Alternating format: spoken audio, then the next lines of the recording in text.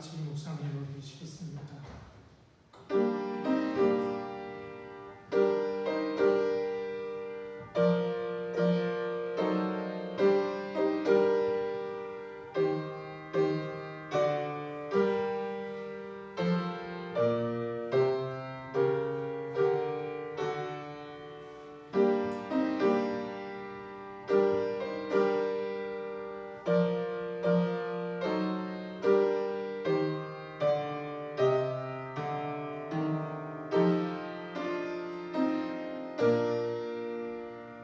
만군의 여호와께서 이 산에서 만민을 위하여 기름진 것과 오래 저장되었던 포도주로 연회를 베푸실 것이며 사망을 영원히 멸하실 것이라. 주 여호와께서 모든 얼굴에서 눈물을 씻기시며 자기 백성의 수치를 온 천하에서 제하시리라. 아멘. 오늘도 우리의 눈물을 씻기시고 우리에게 귀한 것으로 연회를 베푸신 하나님, 그 하나님의 은혜와 사랑을 감사하여 주님 앞에 나와 영광과 찬송과 예배를 드립니다. 부족한 우리들이지만 우리와 함께 하셔서 우리가 드리는 예배가 하나님이 기뻐 받으시는 예배가 되도록 인도하여 주옵소서. 감사하며 예수님 이름으로 기도드립니다. 아멘. 자리에 일어나 찬송가 10장 찬송 부르시겠습니다.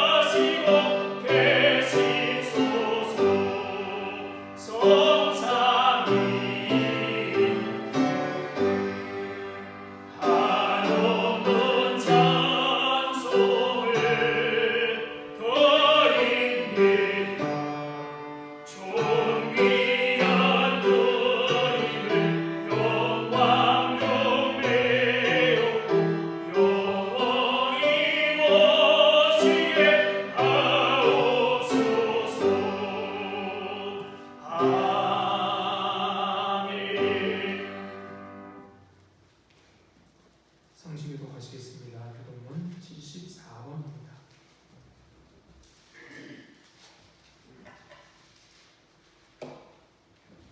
교동문 74번 마태복음 5장입니다. 심령이 가난한 자는 복이 있나니 예통하는 자는 복이 있나니 온유한 자는 복이 있나니 의에 주이고 목마른 자는 복이 있나니 긍휼히 여기는 자는 복이 있나니 마음이 청결한 자는 복이 있나니 화평하게 하는 자는 복이 있나니 의를 위하여 박해를 받은 자는 복이 있나니 나로 말미암아 너희를 욕하고 박해하고 거짓으로 너희를 거슬러 모든 악한 말을 할 때에는 너희에게 복이 있나니 기뻐하고 즐거워하라. 하늘에서 너희의 상이 크니라. 너희 전에 있던 선자들도 이같이 박해하여 하니라. 아멘. 다같이 사도신경하심으로 신앙 고백하시겠습니다. 전능하사 천지를 만드신 하나님 아버지를 내가 믿사오며 그 외아들 우리 주 예수 그리스도를 믿사오니 이는 성령으로 잉태하사 동정녀 마리아에게 나시고 본디오 빌라도에게 고난을 받으사 십자가에 못 박혀 죽으시고 장사한 지 사흘 만에 죽은 자 가운데서 다시 살아나시며 하늘에 오르사 전능하신 하나님 편에 앉아 계시다가 저리로서 산자와 죽은 자를 심판하러 오시리라. 성령을 믿사오며 거룩한 공예와 성도가 서로 교통하는 것과 죄를 사하여 주시는 것과 몸이 다시 사는 것과 영원히 사는 것을 믿사옵나이다. 아멘. 자리에 앉아서 찬송가 363장 찬송가 363장 찬송 부르시겠습니다.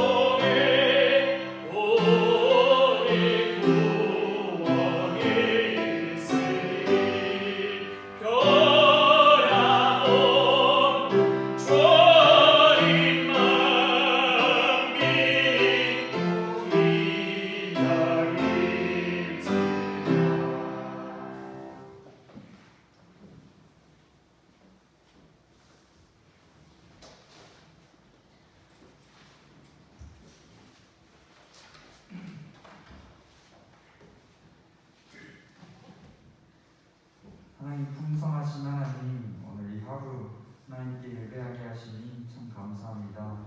저희 온 마음을 다해 하나님을 예배하오니 하나님 기뻐 받아주시옵시고 하나님 영광 받아 주시옵소서. 하나님께 온전히 맡기는 이 시간, 하나님께 맡기는 이 시간 하나님 기쁘게 받아 주시옵소서. 하나님 저희의 모든 죄를 없애고 구원시켜 주시니 참 감사드립니다. 하나님 귀하신 아들 예수님을 보내시어 보잘것없는 저희를 하나님의 자녀로 만드시니 하나님 저희의 몸과 마음이 하나님만을 감사로 찬양합니다. 하나님 이렇게 거저받은 새 생명이오니 하나님의 뜻을 따라 살아가는 저희가 되게 하시옵소서. 모든 사람을 구원하시고자 하시는 하나님의 큰 뜻을 위해 살아가게 하시고 서로 사랑하며 교제하는 저희가 되게 하여 주시옵소서. 하나님, 코로나로 인해 교회도 많은 변화를 겪었지만 이런 상황 속에서도 저희의 믿음이 단련되어서 신앙이 더 견고해지기를 원합니다. 항상 말씀으로 인해 하나님께 붙들리고 또 의지할 수 있도록 하시고 읽고 생각하게 하셔서 하나님의 뜻과 지식과 그 지혜가 저희에게 임할 수 있게 하여 주시옵소서. 저희가 하나님께 예배합니다. 예수님의 이름으로 예배하는 곳에 예수님이 찾아와 주신다고 하신 것처럼 각자의 자리에서 또 이 교회에서 예배하는 저희를 기억하시고 그리고 인도하며 예수님께서 인도하여 주시며 기도하게 하셔서 우리의 신앙과 믿음이 전과 다르지 않게 더욱더 성장할 수 있도록 하여 주시옵소서. 우리 교회와 성도분들을 위해 기도하오니 항상 교회를 위해 힘쓰고 봉사하고 또 기도하는 영혼들을 하나님 기뻐하여 주시고 하나님 이들에게 항상 도움 주시옵소서. 교회를 향한 그 사랑을 하나님만 아시오니 하나님께서 응답하시고 더 큰 사랑으로 대접받게 하여 주시옵소서. 이 교회가 잘 성장하고 사랑을 베풀어 하나님 사회에 그 사랑을 알리고 또 사회의 본이 되게 하시고 많은 이들이 보고 하나님의 이름을 찾도록 하는 이 귀한 교회가 되게 하여 주시옵소서. 하나님, 이제 말씀 들을 때 저희가 말씀에 집중하게 하셔서 하나님 무지한 저희를 알게 하시고 지혜롭게 하여 주시옵소서. 목사님과도 함께 하셔서 모든 과정이 하나님이 같이 하여 주시고 큰 은혜와 지식과 지혜를 허락하셔서 이 시간 하나님의 말씀을 온전히 전하도록 인도하여 주시옵소서. 항상 감사드리며 예수님의 이름으로 기도드립니다.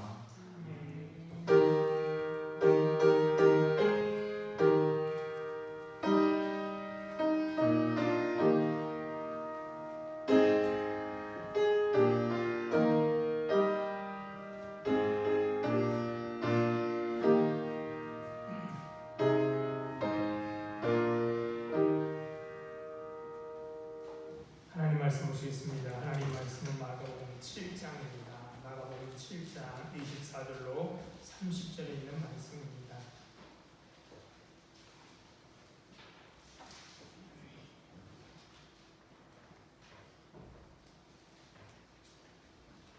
마가복음 7장 24절로 30절에 있는 말씀을 찾으시므로 제가 읽겠습니다. 예수께서 일어나사 거기를 떠나 두로 지방으로서 한 집에 들어가 아무도 모르게 하시려 하나 숨길 수 없더라. 이에 더러운 귀신 들린 어린 딸을 둔 한 여자가 예수의 소문을 듣고 곧 와서 그 발 아래 엎드리니 그 여자는 헬라인이요 수로보니게의 족속이라. 자기 딸에게서 귀신 쫓아내 주시기를 간구하거늘 예수께서 이르시되 자녀로 먼저 배불리 먹게 할지니 자녀의 떡을 취하여 개들에게 던짐이 마땅치 아니하니라. 여자가 대답하여 이르되 주여 올소이다마는 상아래 개들도 아이들이 먹던 부스러기를 먹나이다. 예수께서 이르시되 이 말을 하였으니 돌아가라 귀신이 내 딸에게서 나갔느니라 하시매 여자가 집에 들어가 돌아가 본즉 아이가 침상에 누웠고 귀신이 나갔다. 아멘. 주님의 은혜와 평강이 우리와 함께 하시기를 바랍니다. 한 해를 시작한 지가 엊그제 같은데 벌써 한 해의 절반이 지나가고 있습니다. 마음으로는 세월이 흐를수록 향기로운 포도주처럼 물이 있는 인생을 살고 싶지만 마음처럼 되지 않습니다. 그래서 이맘때가 되면 주님이 들려주신 비유가 생각나곤 합니다. 3년째 열매를 맺지 못하는 무화과 나무를 보고 주인은 포도원지에 이렇게 말합니다. 내가 3년 와서 이미 무화과 나무에서 열매를 구하되 얻지 못하니 찍어버리라. 어찌 땅만 버리게 하겠느냐. 우리는 스스로에게 물어보아야만 합니다. 나는 지금 어떤 열매를 맺어 주인을 기쁘게 하고 있는가? 여러분은 어떻습니까? 저는 찍어버린다 하셔도 대꾸할 말이 없습니다. 비유에 등장하는 포도원지기는 참 성실한 사람입니다. 그는 주인에게 조심스럽게 이렇게 말을 합니다. 주인이여 금년에도 그대로 두소서. 내가 두릅하고 거름을 줄이니 이후에 만일 열매가 열면 좋거니와 그렇지 아니하면 찍어버리소서. 이 비유의 말씀을 읽을 때마다 지금 우리가 살아가고 있는 시간은 유예받은 시간임을 생각하게 만듭니다. 유예받은 시간인 우리의 삶에 주인이 원하는 성령의 열매가 많이 맺혀야 합니다. 시간이 많지 않습니다. 열심히 살아 성령 열매가 내 삶에 맺히기를 바라지만 삶을 돌아보면 예기치 않은 일의 연속이었습니다. 평온한 일상의 흐름을 깨뜨리고 들어와 우리 삶을 흔들어 놓는 일들이 간간히 있었습니다. 우리가 매일 접하는 사건과 사고는 당사자들의 삶도 어렵게 만들지만 가족들도 삶을 결정적인 영향을 끼칩니다. 인간은 누구도 자기 삶에 대한 절대 통제권을 다 행사할 수 없습니다. 조심스럽게 방어 운전을 한다고 해도 부주의한 다른 운전자들로 인하여 사고 나는 경우가 있습니다. 그렇죠? 참 열심히 농사를 지었는데 홍수로 인해서 열매를 걷지 못하는 경우도 많습니다. 장사하려고 좋은 가게 또 도와주고 또 좋은 물건 거래처도 알았고 좋은 레시피도 개발하여 가게 문을 열었는데요. 요즘처럼 코로나가 닥칠 누가 알았겠습니까? 스스로 선택하지 않지만 겪어내야 하는 일들이 많습니다. 우리 능력으로 잘 해결할 수 있다면 다행이지만 그렇지 못한 일들이 참 많습니다. 철학자 칼 야스퍼스는 사람이 살아가면서 변화시키거나 만들어가는 여러 현실적 상황과는 달리 변화시킬 수도 피할 수도 없어 좌절감을 느끼게 만들고 삶이 뭔지를 묻게 만드는 극한의 상황을 일러 한계의 상황이라고 말하였습니다. 생로병사, 고독, 방황, 투쟁, 제약, 우연 등이 그것입니다. 인간은 그런 한계 상황을 만날 때 비로소 자기 삶을 돌아보게 되고 집착하고 있던 것들로부터 해방을 경험하기도 합니다. 중병에 걸려 회복되었던 이들을 보는데 이들 가운데 옛 삶의 방식을 내려놓고 새로운 삶을 시작하는 이들을 덜어보기도 합니다. 줄세의 사다리에 오르기 위해 발버둥 치던 삶에서 벗어나 가족들과의 시간을 더 누리려고 노력하는 주변에 또 이들과 더 친밀한 관계를 가지려고 노력하는 이들도 보게 됩니다. 그러니 꼭 한계의 상황이 나쁜 것만은 아닙니다. 또 하나님은 어떻습니까? 내가 광야에 길을 내겠고 사막에 강을 내겠다라고 말씀하시고 내가 물 가운데로 지날 때 물이 너를 침범치 못하게 하고 강이 너를 침몰치 못하게 하고 불 가운데 있을지라도 너를 사르지 못하겠다고 우리 주님 하나님이 약속하셨습니다. 그러니 한계의 상황을 만나도 절망의 심연으로 끌려 들어가지 마시고 하나님의 약속을 믿고 새로운 희망의 모험을 해나가시기 바랍니다. 오늘 본문에서도 예수님은 그런 한계 상황에 직면한 한 사람을 광야 같은 그의 삶의 길을 내주셨습니다. 손을 씻지 않고 음식을 먹는 자들로 인해 바리새인들과 서기관들과 정결법에 관하여 논쟁을 벌이셨던 예수님은 두로 지경으로 가십니다. 두로 지경은 갈릴리 북쪽의 베니게 페니키아로 이방인의 지역입니다. 그러니까 그것은 유대인들이 부정하게 생각하는 곳이죠. 그런 지역으로 왜 주님이 가셨을까요? 24절에 보면 예수님이 원래 두로를 방문하신 목적은 하나님의 말씀을 전하 가르치는 것이 아니었습니다. 오히려 한 집에 들어가 누군가의 눈에도 띄지 않기를 원하셨습니다. 바쁜 일정 가운데 잠시 쉬기를 원하신 것이죠. 마가복음에 묘사되는 예수님은 어디를 가든지 항상 군중들에 둘러싸여 있었습니다. 사람들이 많이 모여들어 음식 먹을 겨를도 없었고요. 큰 무리와 만나 이후에 따로 떨어져 혼자 기도하는 시간을 가졌지만 이내 예수님의 옷자락에 손을 대고자 하는 사람들로 우리 주님의 주위에는 사람들이 언제나 넘쳐났었습니다. 유대 땅에서는 이런 현상을 피할 수 없으니 잠시 경계를 넘어가 혼자만의 시간을 갖고 싶은지도 모릅니다. 하지만 기대와는 달리 주머니 속에 있는 송곳은 숨길 수 없는 것처럼 난초의 향은 가릴 수 없는 것처럼 예수님은 당신을 숨길 수가 없으셨습니다. 한 이방 여인이 예수님을 찾아왔습니다. 마가는 이 여인이 헬라인이고 수로보니게 족속이라고 우리에게 전해집니다. 수로보니게라는 말은 시리아에 있는 베니게라는 뜻입니다. 우리 두로 지방이 바로 이 베니게에 속한 것이죠. 그러므로 이 여인은 시리아 베니게에 사는 헬라 여인이었습니다. 또 30절에 보면 그녀의 아이가 자가 침상에 누워있다고 말하는 이 침상이라고 번역된 헬라어는 가난한 사람들이 사용하는 매트가 아니라 부유한 자들이 사용하는 침상을 가리키는 것으로 이 여인은 헬라인이고 부유한 여인이었던 것 같습니다. 이렇게 부유한 헬라 여인이 쉬러 두로지방에 오신 예수님을 찾아왔습니다. 왜 찾아왔을까요? 심심해서 소문이 있어서 그냥 찾아온 것이 아닙니다. 부유한 헬라인 여인이 예수님을 찾아온 것은 딸이 귀신에 들렸기 때문입니다. 25절에 보다서 또 26절에 그 발 아래 엎드려 간구한다는 표현은 귀신 들린 어린 딸의 상태가 얼마나 심각한지, 그리고 그 딸의 병을 고치고자 하는 어머니의 간절함을 우리에게 보여줍니다.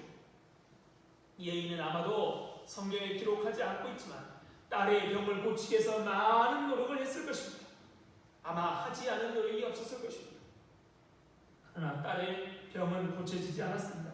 이 여인에겐 그것이 한계의 상황인 것이죠. 도저히 스스로 힘으로는 해결할 수 없는 상황에 부딪혔습니다. 이러한 한계의 상황이 이 여인으로 하여금 예수님에게 오도록 하는 것입니다. 유대인 그분 앞에 와서 엎드려, 비록 로마 시대에 살고 있는 헬라인이지만 헬라인들은 나름대로 자부심이 있었습니다. 로마는 군사력으로 정치적으로 그 로마 지역을 다스리고 있지만 헬라인들은 철학, 사고로 그 지역을 다스리고 있다는 그런 로마 지역을 다스리고 있다는 자부심이 있었습니다.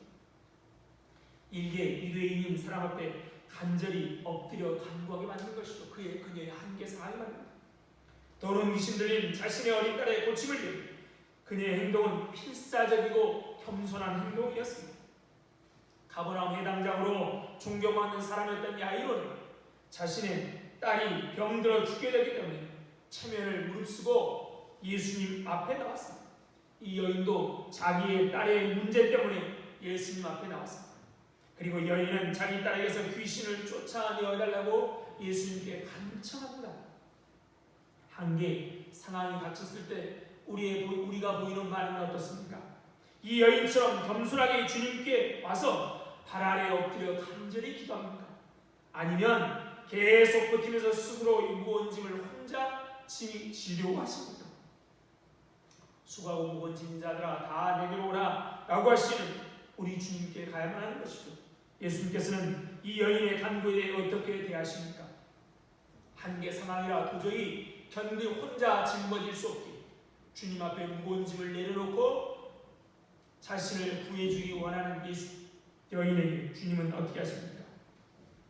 평행 본문인 마태복음 10장에 보면 예수님은 이 여인의 말을 무시합니다. 작은 신음에도 응답하시는 주님이 들은 척도 안 합니다. 마태복음 15장 32절에 이렇게 우리에게 말해줍니다. 예수는 한 말씀도 대답하지 아니하시니 그래서 보다 못한 제 아들이 와서 그 여자가 우리에게서 소리를 지르니 그를 보냈어. 예수님, 선생님, 시끄럽습니다. 그러니 어떻게 해서 보내십시오라고 제 아들이 말합니다. 예수님은 그제야 입을 열어 말씀하십니다. 그런데 우리 주님의 입에서 나온 말은 충격적입니다. 27절 볼까요? 예수께서 이르시되 자녀로 먼저 배불리 먹게 할지니 자네의 떡을 취하여 그들에게 던지니 마땅치 아니하다.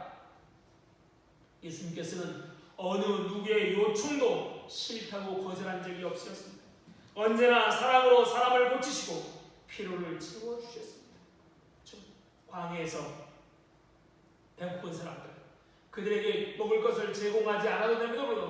예수님이 어떻게 해요? 너희들이 먹을 것을 주라라고 말씀하시고 5병이어로 5,000명을 먹이셨습니다.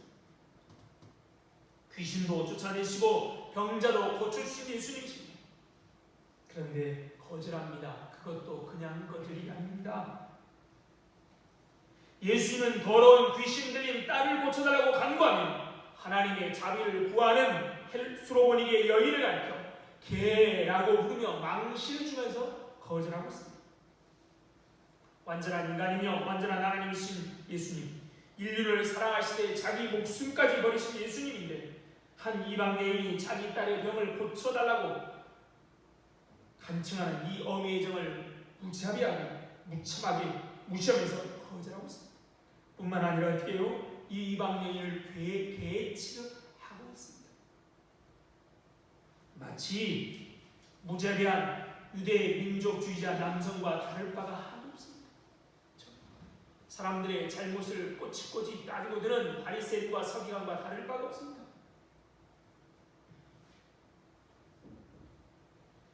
우리가 지금까지 알고 있는 예수님과 전혀 다른 모습입니다.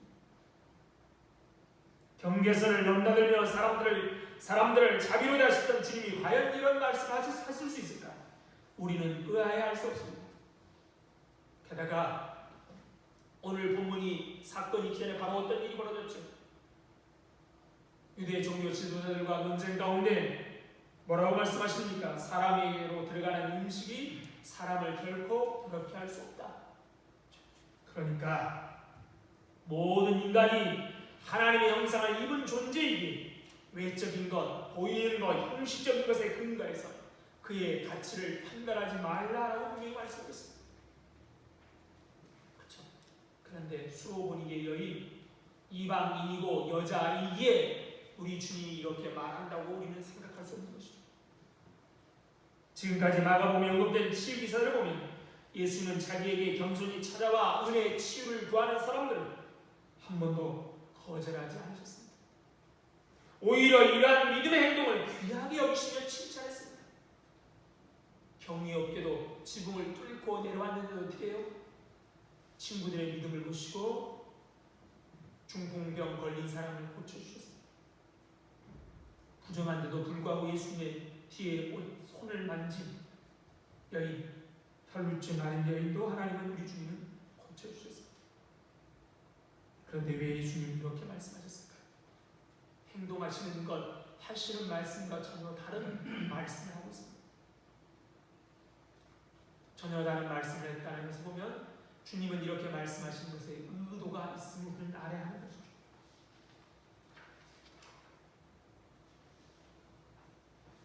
물론 이 구절은 당시 팔레스타인 지역의 상황과 밀접한 관계가 있습니다.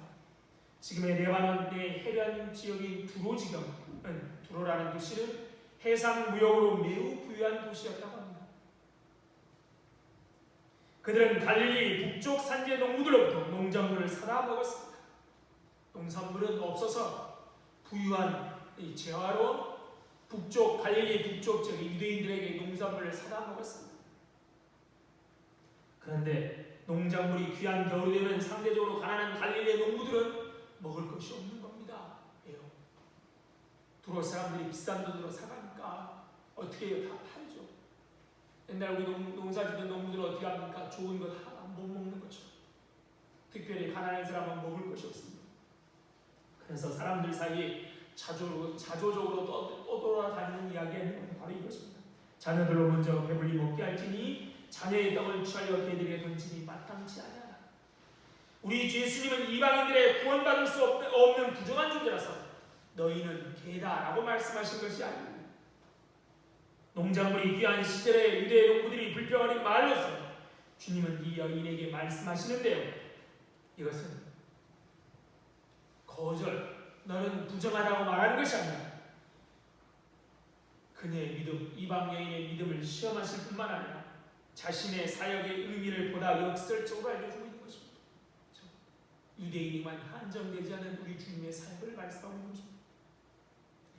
유대인들의 말씀은, 예수님의 말씀은 유대인들이 먹고 남은 것을 이방인들이 먹게 될 가능성을 배제한 것이 아닙니다. 오히려 먼저라는 표현 속에 이방인들도 먹게 될 것임을 암시하고 있습니다. 먼저 자녀들에게 배불리 취하마, 자녀들이 아닌 이방인들은 먹지 못한다는 말이 아닙니다. 그렇죠? 유대인들에게 먼저 복음이 전해야 된다는 것을 말씀하시는 것 뿐이죠. 이미 예수는 제 아들을 파송하시면서 뭐라고 말씀하십니까? 이방인의 길로도 가지 말고 오히려 이스라엘 집에 잃어버린 양에게로 가라. 사도 바울도 이렇게 말합니다. 내가 복음을 부끄러워하지 않으니 이 복음은 모든 믿는 자에게 구원을 주시는 하나님의 능력이 됩니다. 먼저는 유대인에게요, 그리고 헬라인에게요. 여기서 헬라인은 이방인을 가리키는 것이죠. 먼저는 유대인이요, 그리고 헬라인이요. 시간적으로 어디부터 먼저 해야 되는가? 유대인에게 먼저 전하고 그 다음에 너희에게 전하겠다라는 것입니다. 사도행전 1장 8절에 뭐라고 말씀하십니까? 오직 성령이 너희에게 임하시면 너희가 권능을 받고 예루살렘과 온 유대와 사마리아 땅끝까지 이르리니. 사도시대의 기독교 선교의 실제 순서였고 구속사적 계획으로서 하나님의 복이 유대인으로부터 다른 민족에게로 퍼져나가는 것을 의미하는 것뿐입니다. 그러나 유대인들은 자녀, 이방인들은 개에 비유하는 말씀은 우리 주님이 그런 심오한 뜻이 담겨있지만 그 말씀을 듣는 헬라 여인이 들었을 때 그 말은 모욕적인 말이었습니다. 또한 그 말은 그녀로 하여금 예수님에게 어떤 도움도 기대하지 못하도록 하는 말씀이었습니다. 여러분 같으면 어떻게 하시겠습니까? 그때나 지금이나 남자나 여자나 젊은이나 나이든이시나 자존심 빼면 남는 게 무엇이겠습니까? 제후의 보류가 자존심 아닙니까? 이 정도면 돌아가는 게 맞습니다. 그렇죠? 이 정도면 거절하는 예수님이 오히려 화를 내고 돌아가는 게 맞습니다. 그런데 이 여인은 돌아가지 않았습니다. 견뎌내고 무너지지 않았습니다. 중요한 것은 자존심이 아니라 귀신 들린 딸의 치유였습니다. 우리는 너무나도 작은 상처에 걸려 넘어져 큰 것을 놓칠 때가 많습니다. 앞에도 말씀드렸지만 예수님의 이 말씀은 거절, 배제가 아닙니다. 오히려 예수님은 이 비유의 말씀을 통하여 그녀에게 단서를 주고 계십니다. 먼저라는 말로 하여금 이방인들도 먹을 것이 있음을 알려주고 계시죠. 그리고 그 여인은 이 단서, 예수님이 하신 말씀에 근거하여 예수님 앞에 나아가게 만들었습니다. 여인은 먼저라는 말씀의 배제가 아니라는 것을 깨닫고 개에게도 합당한 목이 있음을 주장합니다. 주여 올소이다. 주님 말씀이 맞습니다. 하지만 산 아래의 개들도 아이들이 먹던 부스러기를 먹습니다. 주님 말씀이 맞습니다. 개들이 자녀들의 떡을 빼앗아 먹을 수는 없습니다. 하지만 산 아래에 떨어지는 부스러기는 먹을 수 있습니다. 그와 같이 이방인과 같은 개 같은 존재를 할지라도 자녀에게 해당하는 유대인의 식탁 아래서 떨어지는 부스러기를 먹을 수 있습니다 라고 주님께 당당히 주장하는 겁니다. 더구나 수로보니게 여인의 이 말은 구약 성경에도 보장하는 말씀입니다. 레위기 19장 9절부터 10절은 이렇게 말합니다. 너희 땅에 곡물을 댈 때 너는 반 모퉁이까지 다 거두지 말라. 너의 떨어진 이삭도 줍지 말라. 너의 포도원의 열매를 다 따지 말라. 너의 포도원에 떨어진 열매도 줍지 말라. 가난한 사람과 타국인을 위하여 버려라. 타국인이 누굽니까? 이방인 아닙니까? 나는 너희 하나님 보아라. 가난한 사람과 타국인 즉 이방인을 위하여 추수할 때 다 베지 말고 떨어진 이삭을 줍지 말아라. 포도원의 열매도 다 따지 말고 떨어진 열매도 줍지 말아라. 왜요? 이것은 가난한 사람, 어려운 사람, 또 이방인의 몫이라는 겁니다. 수로보니 여인이 이 율법에 있는 율법을 알고 있었는지 모르지만 가난한 자나 이방인 나그네에게 남은 것을 취하게 하는 것이 율법의 정신이었습니다. 또 하나 생각할 수 있는 거죠. 여기에 떡 부스러기, 이 부스러기가 무엇을 의미합니까? 부스러기는 먹고 남는 것입니다. 떡 부스러기 얘기가 또 어디 나옵니까? 바로 마가복음 6장 오병이의 기적이 나옵니다. 예수님은 광야에서 떡 5개와 물고기 2마리 5,000명을 배불리 먹이셨습니다. 그리고 남은 것이 12바구니입니다. 마가복음 6장 43절에 이렇게 말합니다. 남은 떡 조각과 물고기 12바구니에 차게 거두었습니다. 남은 떡입니다. 남은 떡 조각과 물고기 부스러기죠. 그러므로 이 12바구니의 부스러기가 오늘 본문의 부스러기가 연결된다고 볼 수 있는 것입니다. 이미 유대인들은 오병의 기저로 이미 배불리 먹었고 이제 남은 것은 누구 차례입니까? 이방인의 차례라는 겁니다. 이 얘기만 한 번 나오는 게 아니죠. 8장에 보면 또 무슨 얘기가 나옵니까? 보리떡 7개와 물고기 2마리로 4,000명을 먹이고 그때도 남습니다. 7주가 남습니다. 유대인들이 다 배불리 먹고 12바구니 또는 7광주가 남았습니다. 이제 이방인들이 부스러기를 먹을 차례인 것입니다. 이 여인은 그 부스러기의 은혜를 구하고 있는 것입니다. 그렇죠? 부스러기는 어쩔 수 없이 남는 게 아니라요, 이방인들이 먹을 수 있는 권리가 있는 것이라는 겁니다. 예수님께서는 이 여인의 말을 옳다고 인정해 주시면서 그녀의 간구를 들으시고 딸의 귀신을 쫓아내십니다. 29절 30절입니다. 예수께서 이 시대에 이 말을 하였으니 돌아가라, 귀신이 내 딸에게서 나갔느니라 하시니 여자가 집에 돌아가 본즉 아이가 침상에 누웠고 귀신이 나갔다. 평행구절인 마태복음 15장 28절에 보면 이에 예수께서 대답하실 때 이르시되 여자여 내 믿음이 크도다, 내 소원대로 되리라. 마태복음은 내 믿음이 크다라는 말을 덧붙이고 있습니다. 예수님은 수로보니게 여인의 믿음을 인정해 주셨습니다. 이 여인은 믿음으로 부스러기의 은혜를 구했습니다. 부스러기만이라도 있다면 충분히 내 딸은 치유받을 수 있음을 이라는 믿음이 있었습니다.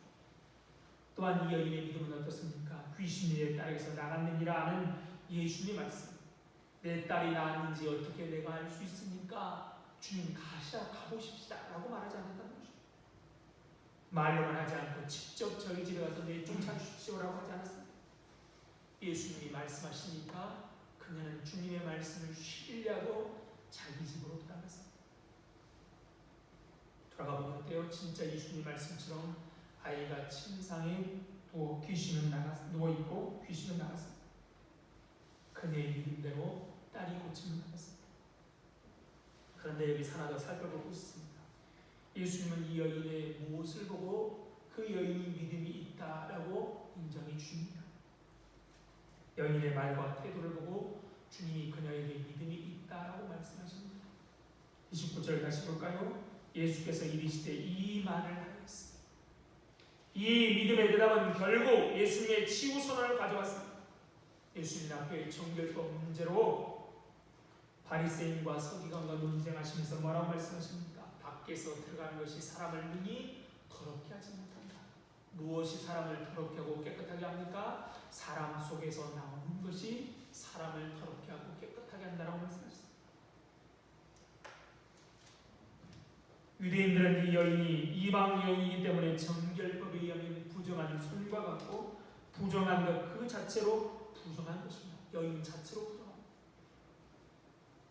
이에 대해 오히려 겸손하고 깨끗한 마음에서 나오는 말을 통해서, 그런데 우리 주님은 믿음이 있는 자, 깨끗한 자라고 인정해 주고 있는 것입니다.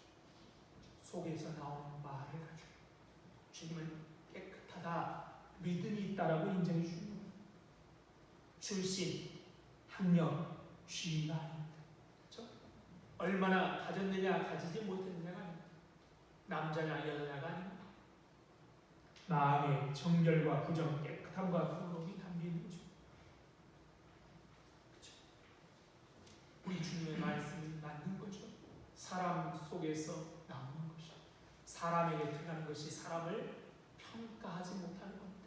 하나님이 만드신, 하나님의 형상을 따라 만드신 사람을 겉에 있는 것으로 판단할 수 없습니다. 그런데 그녀가 받은 복은 딸의 치유만이 아니었습니다. 그렇죠? 믿음으로 속에서 고백한 그녀가 받은 복은 딸의 치유만이 아닙니다. 그녀는 주인 집에 속하기에 특권 없는 자리라도 받아들였습니다. 마치 개라고 불리지만 개라도 주님의 자리에, 아버지 주님의 집에 속하기만 원하셨습니다. 마치 이것은 이와 같습니다. 누가복음 15장에 보면 우리가 소위 탕자에 비유하는 김치아들은 아버지에 있는 재산을 다 팔고 먼 외국으로 가서 화랑방탕하다가 어떻게 돼요? 쪽박 차는 신세가 되죠. 그러다가 아버지 입을 생각하고 뭐라고 말합니까? 아버지, 내가 하늘과 아버지께 죄를 지었사오니 지금부터는 아버지 아들이라 일컬음을 감당하지 못하겠나이다. 나를 품꾼에 하라 하소서. 풍족한 아버지 집의 아들이 아닐지라도 품꾼이라면 아버지 집에 들어가겠다라고 고백한 거죠. 이 여인도 어떻게 해요? 아버지 집이라면, 주님의 집이라면 개라도, 개의 자리라면 나는 그 자리에 있겠습니다 라고 고백했습니다. 근데 아버지는 어떻게 합니까? 돌아온 탕자를 품꾼으로 받아들이지 않고 가락지를 끼워주고 아들로 인정해 주십니다. 마찬가지입니다. 마침내 자기가 개면 딸은 뭐가 됩니까? 강아지, 개, 새끼가 되는 거죠. 그런데 그 손을 29절에 뭐라고 말합니까? 딸이라고 우리 주님은 말씀해 주셨습니다. 분명히 그녀의 어머니는 개라고 우리 주님이 인정하셨거든요. 그런데 그녀가 믿음으로 고백하자 딸이 치유함을 받았다라고 말씀합니다. 또한 20, 30절에 마가는 뭐라고 우리에게 전해줍니까? 치유된 딸을 아이라고 부르고 있습니다. 하나님의 자녀라는 것이죠. 주님의 집에 가족으로 받아들여지고 있는 것입니다. 부스러기는 남은 조각입니다. 연약한 것, 하찮은 것, 별 볼 일 없는 것, 그 모든 것이 부스러기입니다. 그러나 우리는 하나님의 은총을 받게 되었을 때 부스러기 은혜가 아니라 온전한 전체의 은혜를 얻게 됩니다. 그렇죠? 단지 부스러기 먹는 개로만 받아들여져도 내 아버지 집에 문지기로만 있어도 좋사오니라고 하지만 우리 주님 우리가 믿음으로 고백하면 문지기나 또는 개로 받아주시는 것이 아니라 자녀로 온전한 은혜를 받게 됩니다. 예수님이 오병이의 기적을 행하실 때도 그렇습니다. 소년이 가지고 있는 물고기 2마리, 떡 5개는 5,000명에게 무슨 의미가 있겠습니까? 누구 코에 붙이겠습니까? 부스러기에 불과합니다. 아무것도 아닙니다. 그러나 아무것도 아닌 존재로 알고 그것을 주님께 내놓을 때 5,000명이나 되는 사람을 배불리 먹고도 남았다라고 성경합니다. 우리는 부끄럽고 아무것도 없는 부스러기 같은 인생, 주님 앞에 가면 주님은 온전한 은총으로 우리의 삶을 채워주십니다. 내가 온전해서가 아니라요, 주님의 은혜의 은총이 온전해서 온전한 은혜로 채워지는 겁니다. 그러므로 늘 겸손히 예수 그리스도를 주님으로 모시고 하나님께서 주시는 은총을 매일매일 사는 믿음의 사람들 되시기를 바랍니다. 참 좋으신 하나님 은혜와 사랑을 감사합니다. 오늘도 주님 앞에 우리가 무엇이 안돼 주님 앞에 나아갈 수 있으며 주님 앞에 내놓을 것이 있겠습니까? 그런데 부스러기 같은 우리일지라도 주님 앞으로 나아가면 주님은 우리를 받아주시고 부스러기 같은 존재가 아니라 하나님의 귀한 아들과 딸로, 세상에 둘도 없는 아들과 딸로, 무엇과도 바꿀 수 없는 아들과 딸로 받아주심을 감사드립니다. 또한 그런 아들과 딸이기에 우리 삶에 쉴만한 물가로 푸른 추장으로 인도해 주시고 사망의 음침한 골짜기로 때로 우리가 가지만 그럴지라도 우리를 보호해 주심을 감사드립니다. 그런 하나님의 은혜를 알고 언제나 부스러기 같은 우리들이지만 주님의 은혜를 온전히 구하여 하나님의 귀한 자녀들로, 하나님의 귀한 아들, 딸로 세상에 살아갈 수 있도록 복 주시길 하나님입니다. 하나님, 세상에 속한 자들이 아닙니다. 하나님께 속한 하나님의 온전한 아들, 딸임을 알고 그렇게 하나님의 안전한 온전한 아들, 딸로 살아가는 복을 누리며 우리 안에 하나님의 귀한 성령의 열매를 맺어갈 수 있도록 복 주시옵소서. 하나님, 이렇게 이제 추수를 한 봄은 이미 지나가고 한참 이제 열매를 맺어야 할 가을이 다가옵니다. 그러기에 하나님 열심을 다해 주님이 원하시는 열매를 맺어가는 저희를 위해서 하나님께 영광을 돌리는 복된 저희들의 삶의 자리대로 인도하여 주옵소서. 감사하며 예수님 이름으로 기도드립니다. 아멘. 찬송가 217장, 찬송가 217장 찬송 주시면서 준비하시는 분 계시겠습니다.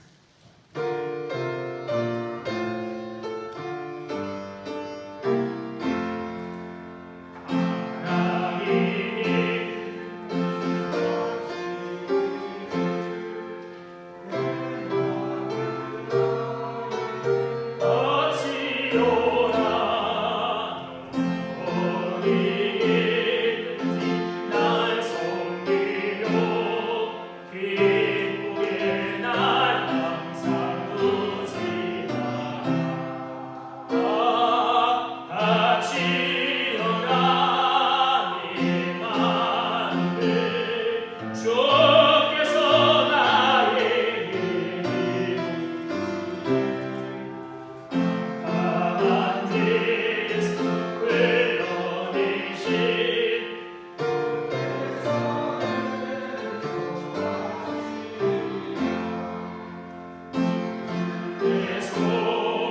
말씀하시기를 내 몸을 나에게 다 바치고 사악한 죄에서 벗어나면 나 오직 널 구원하겠느냐.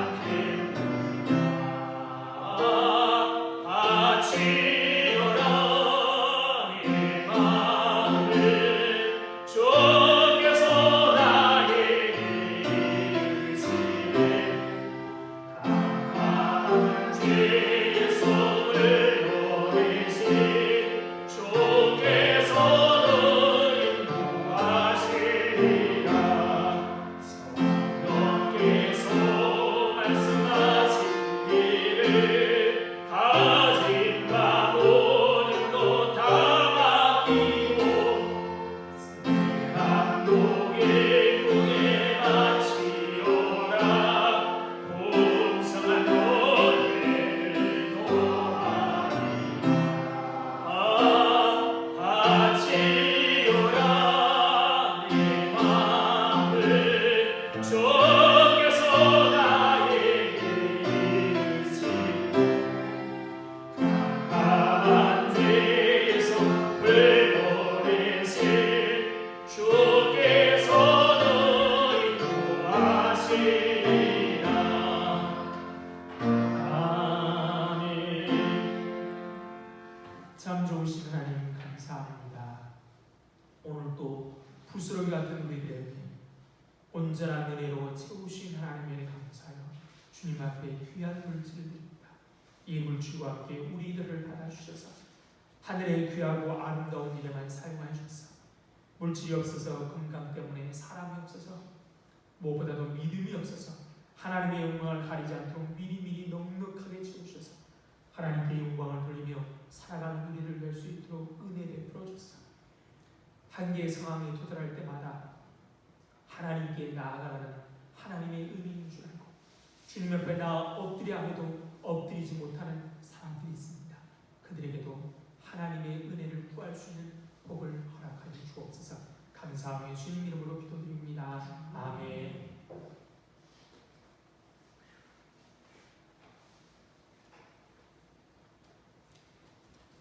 목요일이 월삭 새벽 기도이고요. 돌아오는 주일은 맥주 감사 주일, 또 2부 예배주일은 정리제 있습니다. 자리에 일어나서 인사하시겠습니다. 반갑습니다. 사랑합니다. 축복합니다. 행복하십시오.